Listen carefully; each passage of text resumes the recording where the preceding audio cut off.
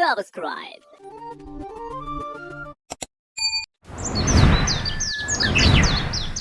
एक वक्त की बात है कि किसी खूबसूरत गांव में एक आदमी रहता था जिसका नाम बिट्टो था।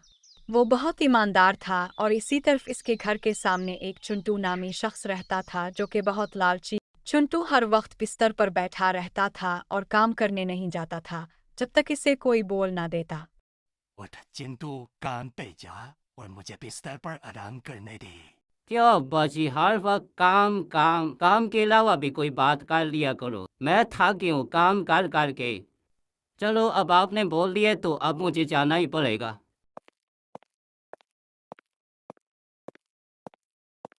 चुंटू अपनी दुकान पर जाता है, लोगों को दवाइयाँ देता है। हकीम साहब, मेरे पेट पर बहुत दर्द होता है, मुझे एक दवाई दे दें ताकि पेट का दर्द में आराम आ जाए।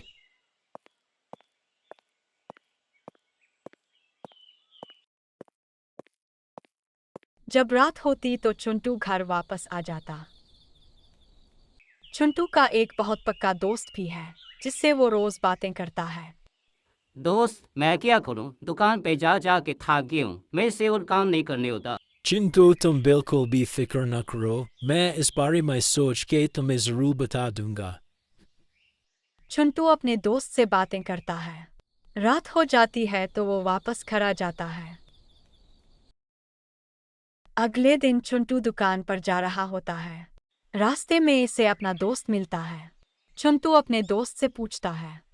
हाँ दोस्त, तुमने मुझे कोई बात बतानी थी तो चलो वो मुझे आप बता दो। हाँ चिंटू, मैंने तुम्हारी दुकान के बारे में सोचा और मुझे एक आइडिया आया। मैंने सोचा कि तुम एक काम करो, तुम चिल्ला कर दो, फिर देखना तुम्हारा मसला खत्म हो जाएगा।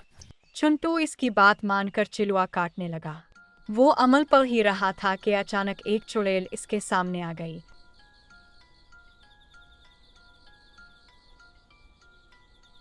अच्छा, तो ये इंसान चिल्ला काट कर हमारे पार के मुझे अपने कब्जे में फंसाकर अभी सही बातें मनवाएगा। ये इंसान बड़े चालाक होते हैं, तुम्हें तो मैं अच्छा सबक सिखाऊंगी। जी मेरे आका, आप बस हुक्म कीजिए, क्या काम करना है? तुम कल मेरी दुकान पे दिन के टाइम आ जाना, मुझे तुम्हारी बहुत सख्त जरूरत है। वो तो मैं तुम्हें दुकान पे ही बताऊंगा, तुमने क्या करना है। जैसा आपका हुक्म मेरे हुजूर। दोस्त, तुम्हारी बात पर मैंने अमल करके एक चुड़ैल को अपने कब्जे में फंसाया। आज मैं आराम से बैठ के काम करूंगा। तुम्हारा बहुत शुक्रिया। इसी गांव में भुट्टो नामी एक शख्स रहता था। इसके बेटे को कमर दर्द का शदीद मसला था। बेटा, तुम्हें कमर की दर्द का आराम पाया कि नहीं? मुझे बताओ ताकि मैं हकीम साहब के पास जाऊं। पापा, मुझे बिल्कुल नहीं आराम आया, आप हकीम के पास चली जाएं। भुट्टो ने बहुत इलाज कराया मगर कोई फायदा ना हुआ। आखिरकार वो दुआ लेने के लिए चुंटू के पास चला गया। हकीम साहब, मेरे बेटे की कमर का दर्द का शदीद मसला है, आप मुझे कोई दुआ दे दी ताकि उसको आराम आ जाए। ये लो चिंटू, ये दुआ ले लो, इस दुआ से आराम आ जाएगा। चुड़ैल सिर्फ चुंटू को नजर आ रही थी। चुंटू ने दवा बिट्टो को दी। इस्तेमाल करने का तरीका तो सुन लो। तुमने जाते सार ते बच्चे को ये दवा पिला लेनी है। वो जैसे ही पी लेगा उसे फौरन आराम आ जाएगा। बच्चे, मैं तुम्हारे लिए वो दुआ लाया हूँ जिससे तुम्हें पीते साथ आराम आ जाएगा। बिट्टो ने दवा अपने बेटे को पिलाई। तो वो फौरन बेहोश हो गया।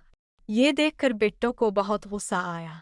सब लोग चुंटू से दवाइयाँ लेते रहे और चुंटू चुड़ैल की मदद से दवाइयाँ देता रहा। तुम बिल्कुल भी फिक्र न करो, तुम्हारे सर के दर्द में आराम आ ही जाएगा। तुम एक दिन बस सब्र कर लो, तुम खुद मेरी तारीफें आगे करोगे। फिर चुड़ैल ने मन में कहा, फिक्र न करो इंसान, तुम मेरे से दवाइयाँ ले लेके उन्हें बेच रही हो। तुम बस एक दिन सब्र करो, तुम्हारा वो हाल होगा कि तुम भी याद रखोगे। दूसरी तरफ बिट्टो अपने वालिद साहिब के पास गया और उन्हें सारी बात बता दी। बेटा, तुम एक काम करो, जल्द से जल्द पुलिस के पास जाओ और तुम देखना कि पुलिस जल्दी चिंटू को कैद कर लेगी। फिर अगले दिन बिट्टो पुलिस के पास गया। वहाँ बहुत से लोग चुंटू की शिकायत कर रहे थे, इसलिए बिट्टो को रिपोर्ट कराने में आसानी हो गई। पुलिस साहब, मेरा भाई चिंटू की दुकान में गया था और वहाँ से दुआ ली थी। जैसे मेरा भाई खाने के बाद उसी टाइम बेहोश हो गया और वापस जा भी नहीं रहा।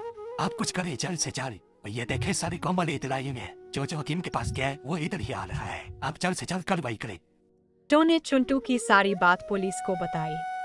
पुलिस साहब, आप चिंटू को जल्द से जल्द कैद भी कर लें और साथ में ही मेरे बेटे की दवाइयाँ भी भेज दें ताकि मेरा बेटा जल्द से जल्द जान जाए। वो बेहोश है। तुम बिल्कुल भी फिक्र न करो, कल तक नहीं बल्कि शाम को ही तुम्हारा सारा मसला हल हो जाएगा। बस थोड़ा सा सब्र कर लो। पुलिस को बहुत गुस्सा आया और इसने चिंटू को पकड़कर कैद कर लिया। पुलिस ने चिंटू को पकड़कर जेल में डाल दिया और अब चिंटू जेल में कैद है। काश मैं ये गलत काम न करता तो आज मैं जेल में न कैद होता। फिर सरकार खुद बिट्टो के घर आई और इसके बेटे के लिए सारी दवाइयाँ दे दे, जिससे बिट्टो बहुत खुश हुआ। तुम गाँव वाले बहुत अक्लमंद और बहुत शरीफ हो। तुम लोगों ने आवाज उठाई और जल्द से जल्द उस हकीम को कैद करवा दिया। अब ये लो, तुम दवाइयाँ रखो, इसे अपने बेटे का इलाज करना और वो बहुत जल्दी ठीक हो जाएगा। शुक्रिया। दोस्तों, अगर आपको ये कहानी पसंद आई है तो वीडियो को लाइक करें, शेयर करें और मेरे चैनल को ज़रूर सब्सक्राइब करें।